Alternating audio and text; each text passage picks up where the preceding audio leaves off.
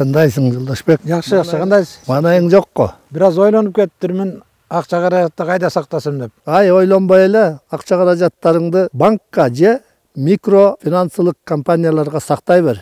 Азыр мамлекеттик депозиттерди коргоо агенттиги бар. Сенин депозиттериңе кепилдик болуп берет. Кайсы банктарда кепилдик бар экен? Бардык банктарда жана микрофинансылык компанияларда.